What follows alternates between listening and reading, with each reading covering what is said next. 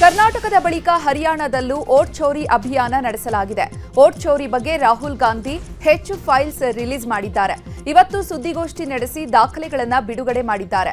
100% ಹರಿಯಾಣದಲ್ಲಿ ಮತಗಳ್ಳತನವಾಗಿದೆ. Election commission ಯಾವ ರೀತಿ ಕೆಲಸ ಮಾಡಿದೆ? ಓಟ್ ಚೋರಿ ಬಗ್ಗೆ ಚುನಾವಣಾ ಆಯೋಗ ಉತ್ತರ ನೀಡಬೇಕು. ಒಬ್ಬರೇ ಹಲವು ಬಾರಿ ಮತದಾನ ಮಾಡಿದ್ದಾರೆ. ಓರ್ವ ಮಹಿಳೆ 10 ಬೂತ್ನಲ್ಲಿ ಮತ ಹಾಕಿದ್ದಾರೆ. 8 ಮತದಾರರಲ್ಲಿ ಒಂದು ನಕಲಿ ಮತದಾನ ಆಗಿದೆ ಅಂತ ಹೊಸ ಬಾಂಬ್ ಸಿಡಿಸಿದ್ದಾರೆ. ಇನ್ನು ಹರಿಯಾಣದಲ್ಲಿ 22 ಬಾರಿ ಮಹಿಳೆಯೊಬ್ಬರು ಮತ ಹಾಕಿದ್ದಾರೆ. ಬ್ರೆಜಿಲ್ನ ಮಾಡೆಲ್ನ ಸೀಮಾ ಸ್ವೀಟಿ ಸರಸ್ವತಿ ರಶ್ಮಾ ವಿಮಲಾ ಹೆಸರಿನಲ್ಲಿ ಮತ ಹಾಕಿರುವಂಥದ್ದು. 10 ಬೂತ್ಗಳಲ್ಲಿ ವಿವಿಧ ಹೆಸರಲ್ಲಿ ಮತ ಹಾಕಲಾಗಿದೆ. ಬ್ರೆಜಿಲ್ನ ಈ ಮಹಿಳೆ ವೋಟ್ ಹಾಕಿದ್ ಹೇಗೆ? ಆಕೆ ಭಾರತದಲ್ಲಿ ಮತ ಹಾಕಿದ್ ಹೇಗೆ? ಹೀಗಂತ ಚುನಾವಣಾ ಆಯೋಗಕ್ಕೆ ರಾಹುಲ್ ಗಾಂಧಿ ದಾಖಲೆ ತೋರಿಸಿ ಪ್ರಶ್ನೆಯನ್ನ ಮಾಡಿದ್ದಾರೆ. Across the state. Okay, so now let's go to the proof. Who is this lady? Which state does she come from? What's her name? Can anyone try? Where is she from? Anybody? Goa? Maharashtra? North? Is she from Haryana? You sure? You're absolutely sure she's not from Haryana? Okay, but she votes 22 times in Haryana. And she votes in 10 different booths in Haryana. ಇನ್ನು ಇದೇ ವೇಳೆ ಕರ್ನಾಟಕದಲ್ಲಿ ಆಗಿರುವಂತಹ ಮತಗಳ್ಳತನದ ಬಗ್ಗೆಯೂ ರಾಹುಲ್ ಗಾಂಧಿ ಪ್ರಸ್ತಾಪ ಮಾಡಿದ್ದಾರೆ. ಆಳಂದ ಮಹದೇವಪುರದಲ್ಲಿ ಆಗಿರುವಂತಹ vote ಚೋರಿ ಕುರಿತು ಮಾತನಾಡಿರುವ ರಾಹುಲ್ ಗಾಂಧಿ, ಆಳಂದ ಮಹದೇವಪುರದ ಬಗ್ಗೆ ನಾವು ಪ್ರಸ್ತಾಪಿಸಿದ್ವಿ, ಆದರೆ ಚುನಾವಣಾ ಆಯೋಗ ಈ ಬಗ್ಗೆ ಕೆಲವು ಮಾಹಿತಿಯನ್ನ ಕೊಡಲಿಲ್ಲ. ಚುನಾವಣಾ ಆಯೋಗ ಫಾರ್ಮ್ 6 ಮತ್ತು 7 ಮಾಹಿತಿಯನ್ನ ಕೊಡ್ತಾ ಇಲ್ಲ ಅಂತ ಆರೋಪಿಸಿದ್ದಾರೆ. After Mahadevapura, where we accessed Form 6, they have stopped it. Right? So we cannot give you the numbers of deletion and addition. We estimate that at least in Mahadevapura, misuse of Form 6 was about 30% of the total malpractice. So our estimate is those two will add up to another 7 to 10 lakhs. But we're not going to discuss them because we do not have concrete proof of them. Right? But you should keep it in mind that 25 lakh, we have crystal clear proof that they are fake. That they either don't exist, or they're duplicate, or they're designed in a way for anybody to vote. Haryana ರಾಜ್ಯದಲ್ಲಿ ಒಟ್ಟಾರೆ 25 ಲಕ್ಷ ಮತಗಳ್ಳತನವಾಗಿದೆ. ಮಹಿಳೆಯೊಬ್ಬರ ಹೆಸರಲ್ಲಿ 100 vote ಬಿದ್ದಿದೆ. ಸಾಕಷ್ಟು ಜನರ ಹೆಸರಲ್ಲಿ ಹಲವು ಬಾರಿ ನಕಲಿ ಮತದಾನವಾಗಿದೆ. ಪ್ರತಿ 8 ಮತಗಳಲ್ಲಿ 1 ಮತಗಳ್ಳತನವಾಗಿದೆ. ಒಂದೇ ಫೋಟೋದಲ್ಲಿ 4 ಹೆಸರಿನ ಮತದಾರರಿದ್ದಾರೆ. ಒಂದೇ ಹೆಸರಿನಲ್ಲಿ 16 ಮಹಿಳೆಯರ ವೋಟರ್ ಕಾರ್ಡ್ ಮಾಡಲಾಗಿದೆ ಅಂತ ರಾಹುಲ್ ಗಾಂಧಿ ಗಂಭೀರ ಆರೋಪ ಮಾಡಿದ್ದಾರೆ. And despite all of Haryana, big picture is 2 crore total voters, vote chori of 25 lakhs, possibly more, but confirmed by us of 25 lakhs. That means 1 in 8 voters in Haryana are fake. Right? That's 12.5%. And despite all this, the Congress party loses by 22,000 votes. So here is an example. Fake photos. 1 photo, 1 assembly, 100 votes. ಹರಿಯಾಣದಲ್ಲಿ vote ಚೋರಿ ಆಗಿದೆ ಎಂಬ ರಾಹುಲ್ ಗಾಂಧಿ ಆರೋಪಕ್ಕೆ BJP ನಾಯಕರು ಕಿಡಿಕಾರಿದ್ದಾರೆ. ಚಾಮರಾಜನಗರದಲ್ಲಿ ಮಾತನಾಡಿದ ಛಲವಾದಿ ನಾರಾಯಣಸ್ವಾಮಿ, ರಾಹುಲ್ ಗಾಂಧಿನೇ ಚೋರ್, ಅವರ ಖಾನ್ದಾನ್ನೇ ಚೋರ್ ಆಗಿದೆ. ಈ ಚೋರ್ಗಳೆಲ್ಲ ಸೇರಿ ಚೋರಿ ಮಾಡಲಾಗದ ಇವಿಎಂಗಳ ಮೇಲೆ ಆರೋಪ ಮಾಡ್ತಿದ್ದಾರೆ. ಓಟ್ ಚೋರಿ ಮಾಡಿ ಅಂಬೇಡ್ಕರ್ನನ್ನ ಸೋಲಿಸಿದೆ ಈ ನಕಲಿ ಗಾಂಧಿ ಕುಟುಂಬ ಅಂತ ವಾಗ್ದಾಳಿ ನಡೆಸಿದ್ದಾರೆ. ಇನ್ನು ಇದೇ ವಿಚಾರದ ಬಗ್ಗೆ ಸಿಟಿ ರವಿಕುಮಾರ್ ಕೂಡ ಪ್ರತಿಕ್ರಿಯಿಸಿದ್ದಾರೆ. ಗಾಂಧಿಯೇ ದೊಡ್ಡ ಚೋರ್, ಅವರ ಖಾನ್ದಾನೇ ದೊಡ್ಡ ಚೋರ್. ಬಾಬಾ ಸಾಹೇಬ್ ಅಂಬೇಡ್ಕರ್ ರವರು 1952ರಲ್ಲಿ ಪ್ರಥಮ ಚುನಾವಣೆಯಲ್ಲಿ ನಿಂತಾಗಲೇ 14,000 ಸೋತರು. 74,333 ವೋಟ್ಗಳು ಆವತ್ತೇನೆ ತಿರಸ್ಕೃತಗೊಂಡಿದ್ವು. ಅಂದ್ರೆ ಅದು ಎಣಿಕೆ ಸರಿಯಾಗಿ ಆಗಿದ್ರೆ ಅವರೇ ಗೆಲ್ತಿದ್ರು. ಆದ್ರೆ ಏನ್ ಮಾಡಿದ್ರು, ಅವ್ರನ್ನ ಸೋಲಿಸ್ಬೇಕು ಅನ್ನೋ ಕಾರಣಕ್ಕೆ ಅದನ್ನ ಕುಲಗೆಟ್ಟ ಮತಗಳು ಅಂತ ಮಾಡಿದ್ರು. ಆ ಕಾರಣದಿಂದ ಆವತ್ತೇ ಚೋರು ಅವರು. ಗಾಂಧಿಯವರ ಹೇಳಿಕೆಯನ್ನ ಕಾಂಗ್ರೆಸ್ನವರೇ ಸೀರಿಯಸ್ ಆಗಿ ತಗೊಳ್ಳೋದು ಬಿಟ್ಬಿಟ್ಟಿದ್ದಾರೆ. ಯಾಕೆ ಅಂದ್ರೆ ಅವ್ರ ಹೇಳಿಕೆ ಕಾಂಗ್ರೆಸ್ ಅವರಿಗೆ ಸಮರ್ಥನೆ ಮಾಡ್ಕೊಳ್ಳಕ್ ಆಗ್ತಿರುವಂತ ಮುಜುಗರವನ್ನು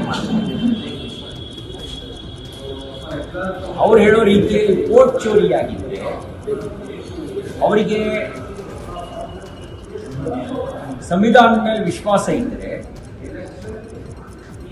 ಅವರು ದೂರು ದಾಖಲಿಸಬಹುದಾಗಿತ್ತು. ಭೂತದ ಬಾಯಲ್ಲಿ ಭಗವದ್ಗೀತೆ ಅಂತ ಕರೀತಾರೆ. ಹಂಗೆ ಯಾರು ವೋಟ್ ಚೋರ್ ಇದ್ದಾರೆ, ಕಾಂಗ್ರೆಸ್ ಪಾರ್ಟಿಗೆ ಸ್ವತಃ ವೋಟ್ ಚೋರ್.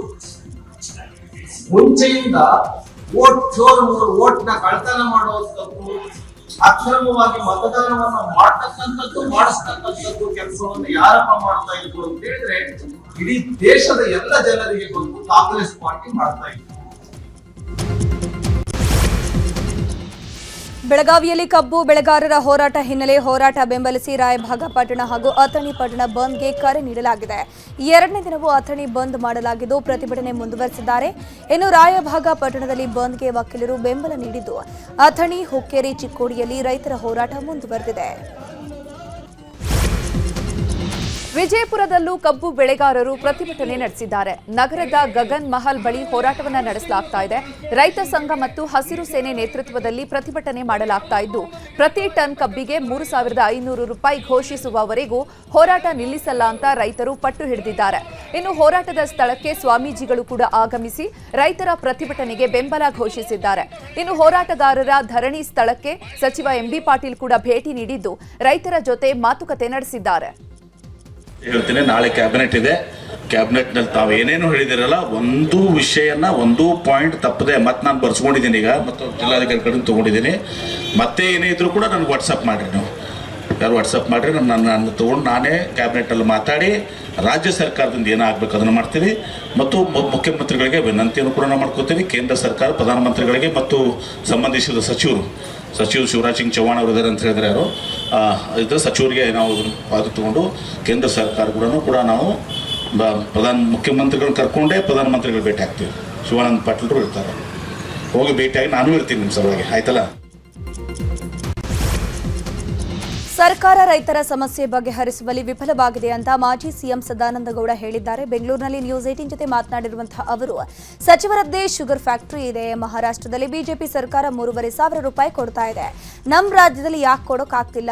ಸಚಿವ ಸತೀಶ್ ಜಾರಕಿಹೊಳಿ ರೈತರ ಸಮಸ್ಯೆ ಆಲಿಸೋಕೆ ಹೋಗಿಲ್ಲ ಯಾಕೆ ಅಂತ ಪ್ರಶ್ನೆಯನ್ನ ಮಾಡಿದ್ರು. ಇನ್ನು ಇದೇ ವಿಚಾರದ ಬಗ್ಗೆ ಸಿಟಿ ರವಿ, ಎನ್ ರವಿಕುಮಾರ್ ಕೂಡ ರಿಯಾಕ್ಷನ್ ಕೊಟ್ಟಿದ್ದಾರೆ. ಸರ್ಕಾರ ಅಂತ ಹೇಳಿದರೆ ಮಾತಿಗೆ ನಿಮ್ಮ ಸರ್ಕಾರ ಹಂಗೆ ಮಾಡ್ತದೆ, ನಿಮ್ಮ ಸರ್ಕಾರ ಹೀಗೆ ಮಾಡ್ತದೆ ಅಂತ ಹೇಳ್ತಾರೆ. ಪಕ್ಕದಲ್ಲಿ ನಮ್ಮ ಸರ್ಕಾರ ಇದೆ. ನಮ್ಮ ಸರ್ಕಾರದಲ್ಲಿ ರೈತರ ಪ್ರತಿಭಟನೆ ಹಾಕಿಲ್ಲ. ಕರ್ನಾಟಕದಲ್ಲಿ ಮಾತ್ರ ಯಾಕೆ ಪ್ರತಿಭಟನೆ ಅಂದರೆ ಟೋಟಲಿ ನಾವು ನಡೆದದ್ದೇ ದಾರಿ ಅಂತ ಹೇಳುವಂಥದ್ದು. ಎರಡನೇದಾಗಿ ಸಾಧಾರಣ ಹೆಚ್ಚಿನ ರಾಜಕಾರಣಿ ನಮ್ಮ ಪಕ್ಷದವರು ಇದ್ದಾರೆ, ಇಲ್ಲ ಅಂತಲ್ಲ. ಈ ಸಕ್ಕರೆ ಕಾರ್ಖಾನೆಗಳು ಎಲ್ಲ ಇರುವಂಥದ್ದು ರಾಜಕಾರಣಿಗಳ ಕೈಯಲ್ಲಿ. ನಾನು ಕೇಳ್ತಾ ಇರೋದು, ಬೆಳಗಾವಿ, ಚಿಕ್ಕೋಡಿ,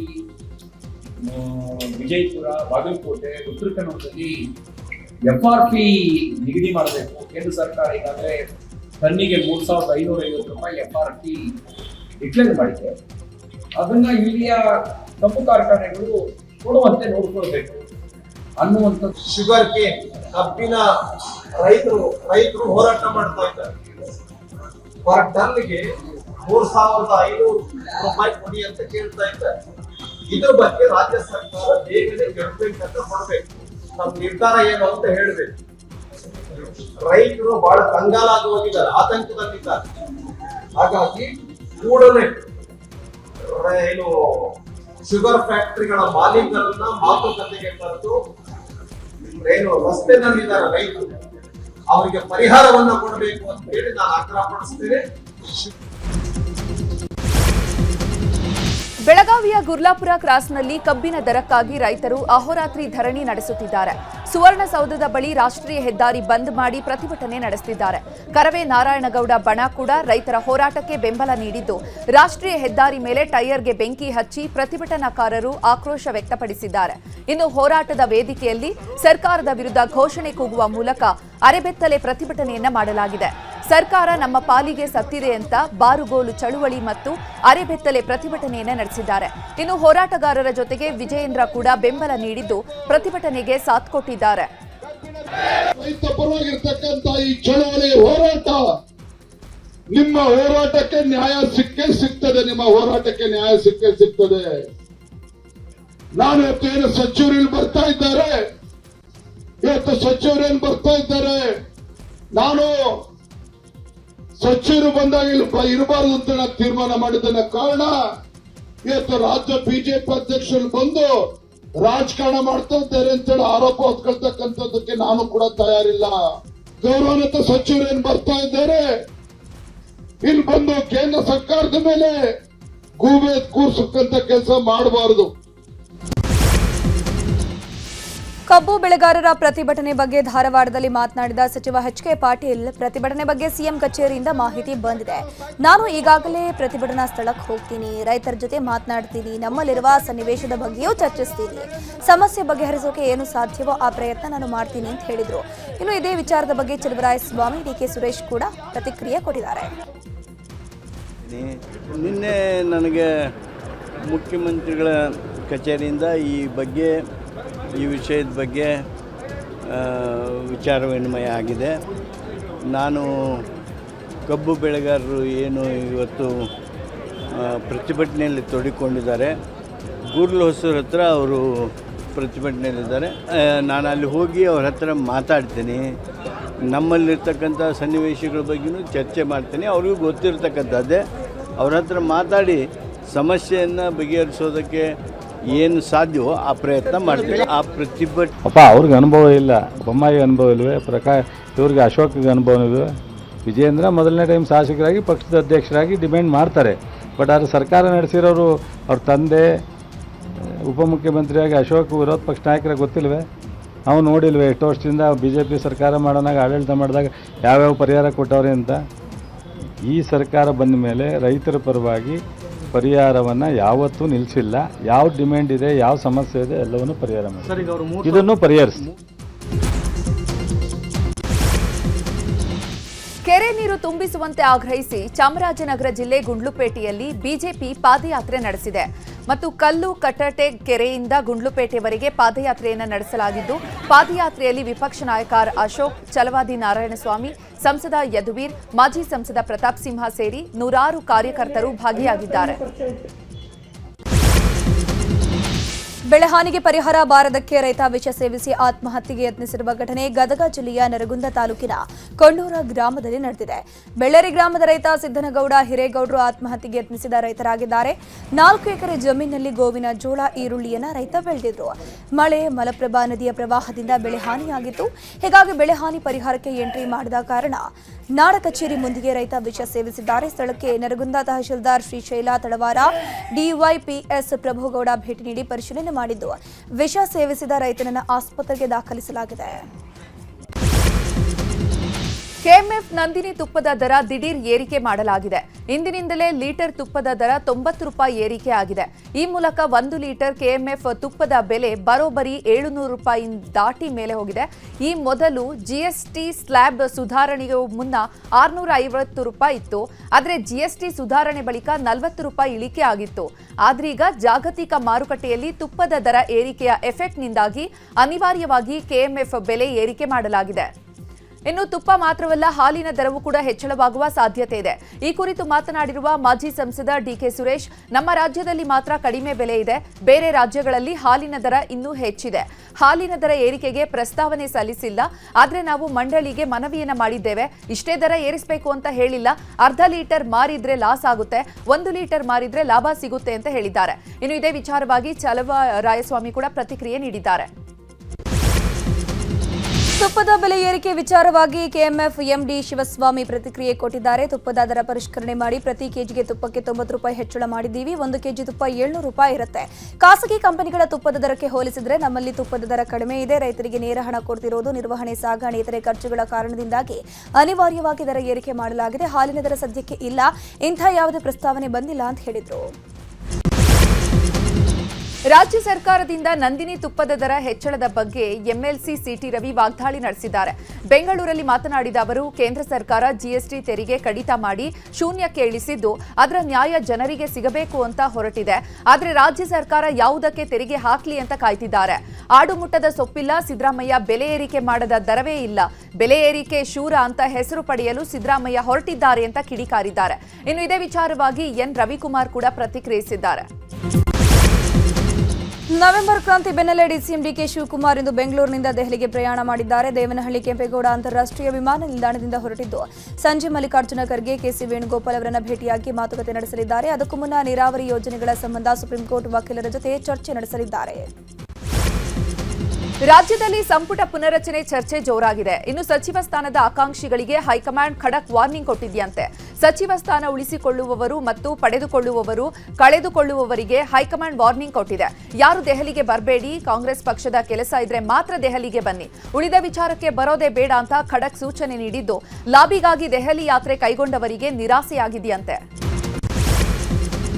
ಆಹಾರ ಸಚಿವ ಕೆಎಚ್ ಮುನಿಯಪ್ಪ ಕ್ಷೇತ್ರದಲ್ಲೇ ಬಡ ದಂಪತಿಗೆ ಶಾಕ್ ಎದುರಾಗಿದೆ. ಬಡ ದಂಪತಿ ಹೆಸರಲ್ಲಿದ್ದ ರೇಷನ್ ಕಾರ್ಡ್ ಇದೀಗ ದಿಢೀರಂತ ರದ್ದಾಗಿದೆ.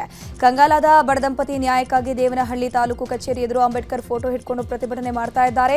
ಬೆದಲೂರು ಗ್ರಾಮದ ಕದಿರಪ್ಪ ಹಾಗೂ ಮುನಿಯಮ್ಮ ಅವರ ರೇಷನ್ ಕಾರ್ಡ್ ರದ್ದಾಗಿದೆ. ದಂಪತಿ ಹೆಸರಲ್ಲಿ 2 ಎಕರೆ ಇದ್ದು ಆಹಾರ ಇಲಾಖೆ ಮಾಹಿತಿ ಪ್ರಕಾರ 47 ಎಕರೆ ಜಾಗ ದಂಪತಿ ಹೆಸರಲ್ಲಿದೆಯಂತೆ. ರೇಷನ್ ಕಾರ್ಡ್ ಇಲ್ಲದೆ ದಂಪತಿ ಸಮಸ್ಯೆ ಅನುಭವಿಸುತ್ತಿದ್ದಾರೆ. ಕೆಸಿ ಜನರಲ್ ಆಸ್ಪತ್ರೆ ಆವರಣದ ಲ್ಯಾಬ್ನಿಂದ ಮಹಾ ಎಡವಟ್ಟಾಗಿದೆ. ಕಿವಿ ನೋವು ಅಂತ ಬಂದವರಿಗೆ ತಪ್ಪು ಚಿಕಿತ್ಸೆ ನೀಡಲಾಗಿದೆ ಅಂತ ಆರೋಪಿಸಲಾಗಿದೆ. ಗಗನ್ ಎನ್ನುವವರು ಕಿವಿ ನೋವಿನಿಂದಾಗಿ ಚಿಕಿತ್ಸೆಗಾಗಿ ಕೆಸಿ ಜನರಲ್ ಆಸ್ಪತ್ರೆಗೆ ಬಂದಿದ್ರು.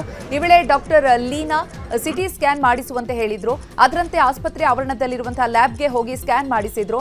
ಆದರೆ ಲ್ಯಾಬ್ನಲ್ಲಿ ತಪ್ಪಾದ ಸಿಟಿ ಸ್ಕ್ಯಾನ್ ರಿಪೋರ್ಟ್ ನೀಡಲಾಗಿದೆ. ಇನ್ನು ಲ್ಯಾಬ್ನ ವರದಿ ನೋಡಿ ಡಾಕ್ಟರ್ ಗಗನ್ಗೆ ಮೆಡಿಸಿನ್ ನೀಡಿದ್ದಾರೆ. ಆದರೆ ಇದರಿಂದ ಗಗನ್ಗೆ ಹಲವು ದೈಹಿಕ ಸಮಸ್ಯೆ ಬಂದಿದೆ. ಇಷ್ಟೆಲ್ಲ ಆದ ಮೇಲೆ ಲ್ಯಾಬ್ನವರು ರಿಪೋರ್ಟ್ ತಪ್ಪಾಗಿದೆ ಅಂತ ಹೇಳಿದ್ದಾರೆ. ಆದರೆ ಅಷ್ಟರಲ್ಲೇ ಗಗನ್ ಆರೋಗ್ಯ ಚಿಂತಾಜನಕವಾಗಿದೆ. ಸದ್ಯ ಲ್ಯಾಬ್ ವಿರುದ್ಧ ಪೋಷಕರು ಮಲ್ಲೇಶ್ವರಂ ಪೊಲೀಸ್ ಠಾಣೆಯಲ್ಲಿ ಪ್ರಕರಣ ದಾಖಲಿಸಿದ್ದಾರೆ.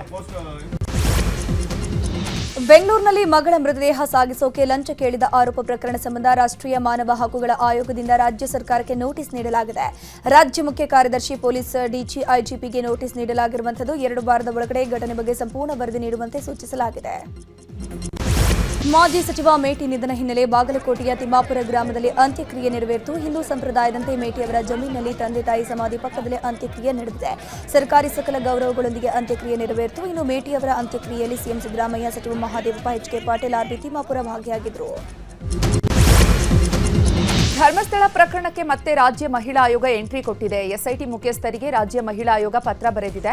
ಮಹಿಳೆಯರಿಗೆ ಸಂಬಂಧಿಸಿದ ಪ್ರಕರಣಗಳ ಸಮಗ್ರ ತನಿಖೆ ಮಾಡಿ ಮಹಿಳಾ ಆಯೋಗಕ್ಕೆ ಮಾಹಿತಿ ನೀಡುವಂತೆ ಮನವಿ ಮಾಡಿದ್ದಾರೆ.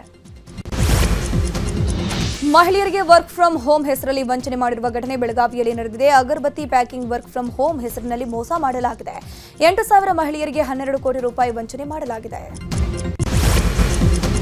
ಮಧ್ಯರಾತ್ರಿ ವಿಕೃತ ಕಾಮಿಯೊಬ್ಬ ಬಾಲಕಿಯರ ಹಾಸ್ಟೆಲ್ಗೆ ನುಗ್ಗಿರುವಂತಹ ಘಟನೆ ಚಿಕ್ಕಬಳ್ಳಾಪುರದಲ್ಲಿ ನಡೆದಿದೆ. ನಗರದ ಡಾಕ್ಟರ್ ಬಿಆರ್ ಅಂಬೇಡ್ಕರ್ ಸರ್ಕಾರಿ ಪದವಿ ಪೂರ್ವ ಬಾಲಕಿಯರ ವಿದ್ಯಾರ್ಥಿ ನಿಲಯಕ್ಕೆ ನುಗ್ಗಿ ಯುವತಿಯರ ಬಟ್ಟೆ ಕದ್ದಿದ್ದಾನೆ. ಸದ್ಯ ಸಿಸಿಟಿವಿ ದೃಶ್ಯಾವಳಿ ಆಧರಿಸಿ ಸುನಿಲ್ ಎಂಬಾತನನ್ನ ಪೊಲೀಸರು ಬಂಧಿಸಿದ್ದು ಪ್ರಕರಣ ದಾಖಲಿಸಿಕೊಂಡಿದ್ದಾರೆ. ರಸ್ತೆ ಬದಿಯಲ್ಲಿ ಕಸ ಸುರಿತಾ ಇದ್ದ ವ್ಯಕ್ತಿಗೆ ಪುರಸಭೆ ಸಿಬ್ಬಂದಿ ಸನ್ಮಾನ ಮಾಡಿರುವ ಘಟನೆ ಬೆಂಗಳೂರು ಹೊರವಲಯದ ಆನೇಕಲ್ನಲ್ಲಿ ನಡೆದಿದೆ. ಆನೇಕಲ್ ಪುರಸಭೆ ವತಿಯಿಂದ ಜನರಿಗೆ ಜಾಗೃತಿ ಮೂಡಿಸುವ ಸಲುವಾಗಿ ಹೊಸ ಮಾರ್ಗಕ್ಕೆ ಮುಂದಾಗಿದ್ದು ಎಲ್ಲೆಂದರಲ್ಲಿ ಕಸ ಹಾಕುವವರನ್ನು ಹಿಡಿದು ಯಮನ ವೇಷಧಾರಿ ಮತ್ತು ಪುರಸಭೆ ಸಿಬ್ಬಂದಿ ಹಾರ, ಶಾಲು ಹಾಕಿ ಸನ್ಮಾನ ಮಾಡಿದ್ದಾರೆ. ಮಹಿಳಾ ಏಕದಿನ ವಿಶ್ವಕಪ್ ಟ್ರೋಫಿ ಗೆದ್ದಿರುವಂತಹ ಭಾರತೀಯ ಮಹಿಳಾ ತಂಡ ಪ್ರಧಾನಿ ಮೋದಿ ಅವರನ್ನ ಇಂದು ಭೇಟಿಯಾಗಲಿದ್ದಾರೆ. ದೆಹಲಿಯ ಪ್ರಧಾನಮಂತ್ರಿಯವರ ನಿವಾಸ 7LKMನಲ್ಲಿ ಹರ್ಮನ್ ಪ್ರೀತ್ ಕೌರ್ ನಾಯಕತ್ವದ ತಂಡ ಮೋದಿ ಅವರನ್ನ ಭೇಟಿಯಾಗಲಿದೆ. ಈಗಾಗಲೇ ಹೋಟೆಲ್ನಿಂದ ಹೊರಟಿರುವಂತಹ ಮಹಿಳಾ ತಂಡ ಇನ್ನೇನು ಕೆಲವೇ ಕ್ಷಣಗಳಲ್ಲಿ ಪ್ರಧಾನಿ ಮೋದಿಯನ್ನ ಭೇಟಿಯಾಗಲಿದ್ದಾರೆ.